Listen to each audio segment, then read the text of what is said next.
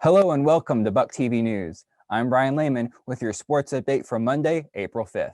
Game recaps are coming up, but today's lead story revolves around the resignation of Jason Shea, former head coach of ETSU's men's basketball program.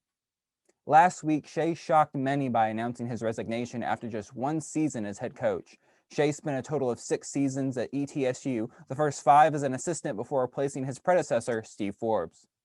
According to ETSU's student newspaper, the East Tennessean, athletic director Scott Carter stated that Shea was not fired and that the resignation was not forced. Also per the East Tennessean, SoCon Freshman of the Year Damara Monsanto and fellow freshman Sadadrian Hall announced their intention to enter the transfer portal hours after Shea's resignation. The string of events spells another offseason of change for the men's basketball program after several successful seasons in the Southern Conference. Moving on to the gridiron, ETSU won its 3rd straight game by beating the previously undefeated number 10 VMI Cadets Saturday afternoon. On the road, the blue and gold fell behind 10-0 in the first quarter before running back Quay Holmes wiped the zero off the scoreboard with a 1-yard touchdown dive. The Bucks and the Cadets traded scores until VMI led 20-17 entering the fourth quarter. That's when Holmes finished off a 9-play go-ahead drive with his 2nd score of the game. Late in the contest, the Bucks defense showed up once again, halting the Cadets' final drive by forcing a 4th down turnover in ETSU territory. Having sealed the 24-20 victory, the 4-1 Buccaneers are 2nd place in the SoCon standings behind the now 5-1 Cadets ahead of ETSU's final SoCon road game at Mercer. On the softball field, ETSU is struggling to beat SoCon opponents through 6 conference games this season. Lately versus the Chattanooga Mocs in the Bucks' first home SoCon series.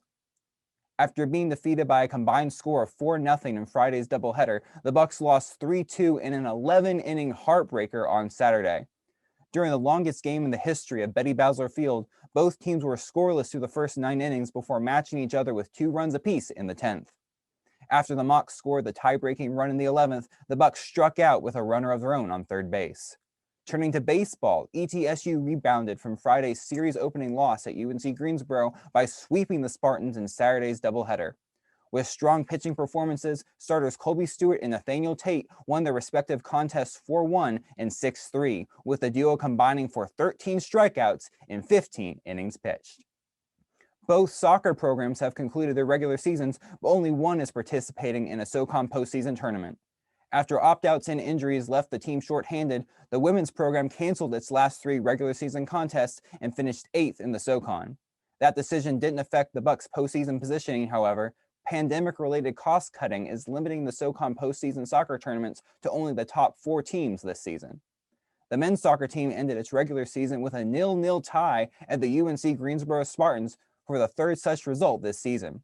Finishing 3rd place with a 3-1-2 record in conference play, the Bucks are set to face the 2-seeded Spartans again in the postseason this Saturday at 6 p.m. That concludes this week's segment. Check back on Wednesday for campus news and next week for the final updates of the spring semester. For BucTv News, I'm Brian Lehman.